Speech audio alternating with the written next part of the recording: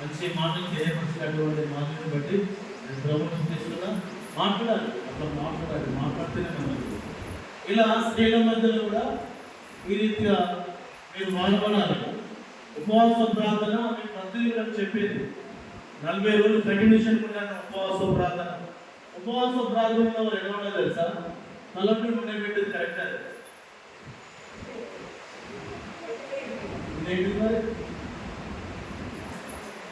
తలపి ఉండే పెట్టి మంచిగా పరిశుద్ధంగా దేవుడి దగ్గర కూర్చొని దేవుడితో మాట్లాడేదే ఉపవాస ప్రార్థన.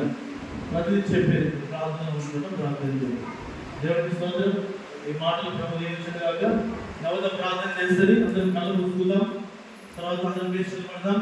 ఒక్కొక్క ప్రార్థన చేసుకొని చిన్న పురుషు వాడికి వాక్యం అందించుకుందాం.